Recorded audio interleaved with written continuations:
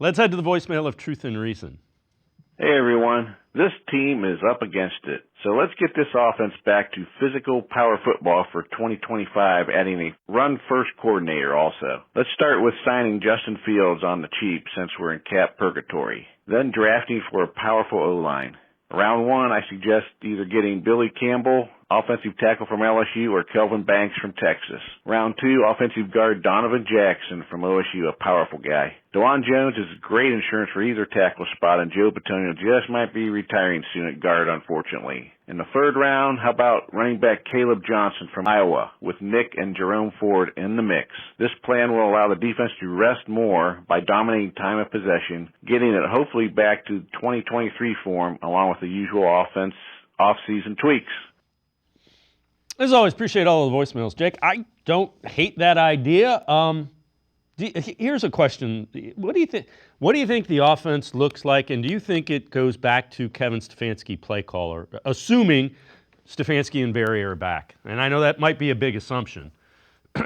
Yeah, we're doing a lot of. I mean, that's all we can do. It's all my podcast is every day is trying to figure out what they're going to do. I mean, it's a floating world of confusion right now. But like, yeah, I mean, Dave, when you look at it, this offense has deteriorated from a run game perspective since late 2022. And if you go ahead and check it, when did that happen? Who started the last 6 games of 22? They've tried to curtail everything they can to Deshaun Watson, and it has deteriorated ever since. They are. I have some jarring data on this topic that is, something I'm going to share soon. But they're failing the line of scrimmage every year. It has deteriorated in terms of their ability to avoid negative runs. One of the worst teams in the league the last 2.5 years in avoiding negative runs, and they're not breaking any long runs anymore. So they're not getting explosive runs of 12 plus yards anymore either. So they're not offsetting that. And then in the last 2 years specifically,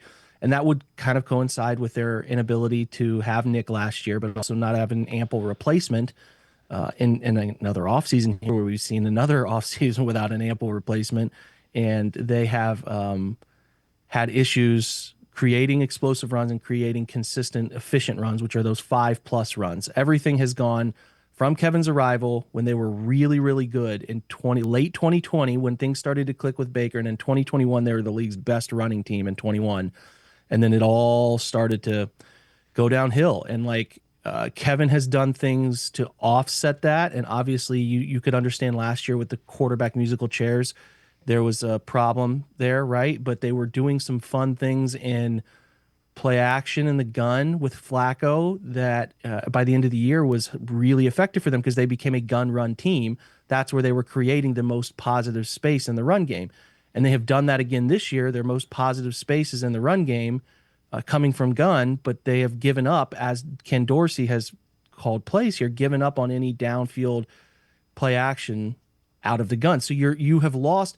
What's funny is when Kevin was hired, he was very adamant about the ability to use big personnel to throw, to put teams in base coverage, because that eliminates, you take teams out of their nickel package and you take teams out of their constant, it's not constant, but the way to put it is their pressure packages. Defenses come up with 8 to 10 pressure packages a game. They're usually out of flexible pass coverage and front situations. Usually that's out of dime or nickel or dime because you have good ample coverage players on the field, and then you have creative flexibility with your numbers of guys in the box, linebackers and front players.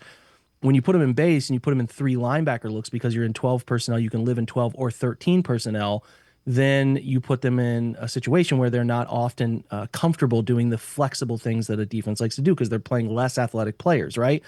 And then he was also very adamant about mirroring and masking run and pass, making them look the same. They have not consistently done that the last 2 years. They've gone away from the things that he preached when he got here, when he was good. And I do think Kevin has, listen, 21, he had to navigate Baker's injury. That wasn't great, but they ran the ball really well. 22, they were really, really good with Jacoby Brissett. They were one of the NFL's top 10 offenses from a collective, not quarterback pace, but collective EPA perspective, which is the way I like to look at that. And then things deteriorated the last 6 games trying to figure out how to do this with Deshaun Watson. And then they tried to do it the next year, implement more different, a little bit different stuff. And from that, lack of comfort with the former staff. Then you get into this world where injuries hit for Watson quick, right? The Titans game is early in the season. He's done. You're just trying to patch it together. But I thought by the end of the year, there was a cohesive run pass balance and deception off of what they do in the run game that could work for them. They pulled the backside guard and then would have him kind of angle up on the tech. They did so well with like the Texans game, the Jags game, and the Bears game last year, like are great examples of they got really good. Again, it felt like mirroring these things together and run and pass. And then this year it's been a disjointed plan. They tried to do some of the things Kevin wanted to do early in the year, and they were missing those throws because Watson couldn't get to them. And I almost felt like Kevin was like, I'm like he just kind of gave up on it with passing things over to Ken. And then since Ken has done it, they have no shotgun play action game. It's RPOs. And what you do with RPOs is there's a benefit to them, but the NFL makes them more condensed. College, you get what's called a 3-yard halo, where your offensive lineman can get 3 yards downfield before the ball is thrown, which does allow for things to develop a little bit deeper, a little bit further into the play.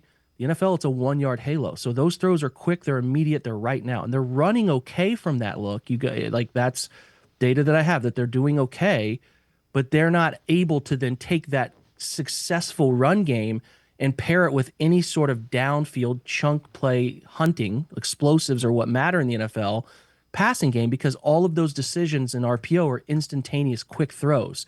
And that has left you with a defense that is moving closer to the line of scrimmage, crowding everything, putting you inside of a box, and making you entirely uncomfortable.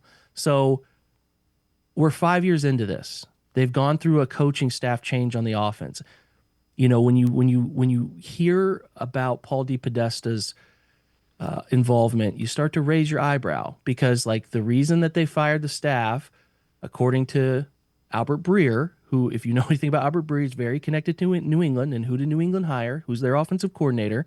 You can do some connecting of dots here because they were unhappy with the progress of Deshaun Watson in last year's offense.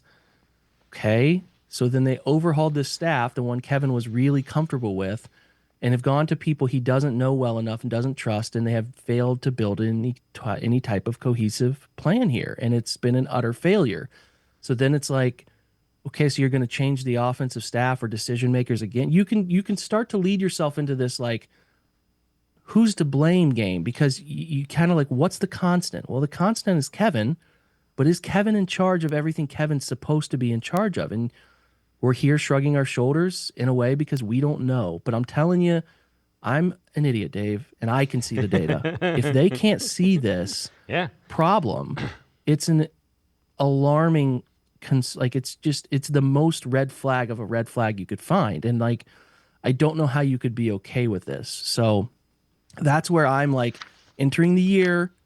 I thought, this is an extension side. Like, there's no way these guys wouldn't get 2 or 3 years to do it. Like, even if this year didn't go well, they went 6-11 or whatever. There's no way they would. Now it's a world where with 3 games left, I think everything's on the table. Like, a complete change of course here is very much from the top down possible. Yeah. Because I just think it's been that sideways of decision making in this offense.